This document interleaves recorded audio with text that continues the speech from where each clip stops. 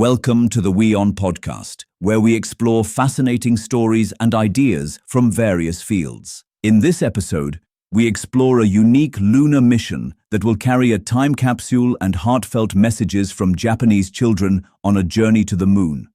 But beyond the technology, the mission is also carrying something far more personal into space.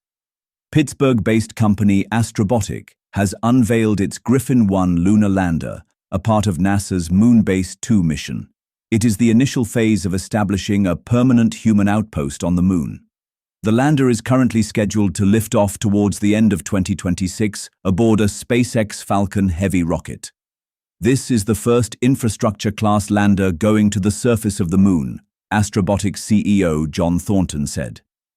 Griffin will carry several payloads and research and technology demonstrations to the moon as part of NASA's Commercial Lunar Payload Services (CLPS) program, including the FLIP rover.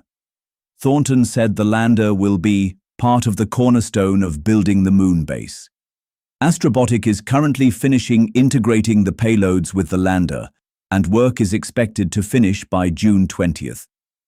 Astrobotic's own Beacon Cube rover, which it has developed in coordination with Mission Control Space Services, is part of the mission.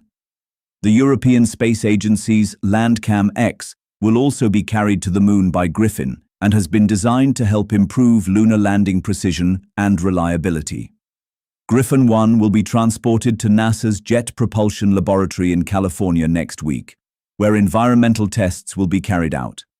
Later, it will be delivered to Florida, where the FLIP rover will be integrated into the lander prior to launch. This is the second lunar mission by Astrobotic. The smaller Peregrine lunar lander was launched in January 2024, but a propellant leak cut short its time in space, and it failed to reach its destination. Peregrine Mission 1 was the first ever NASA CLPS flight. Griffin is 6 feet tall and twice as wide as Peregrine. NASA has joined hands with commercial companies for lunar landers, which will deliver technology demonstrations and other payloads to the surface of the moon. It is part of the larger Artemis program, which aims to land humans on the moon, build a base, and eventually establish a permanent habitation. According to Astrobotic, Griffin's payload capacity to the lunar surface stands at 625 kilograms, costing $1.2 million per kilogram. It will carry 10 payloads from 6 separate nations in total, with 4 additional NASA payloads aboard FLIP. Some other items are also being shipped to the moon.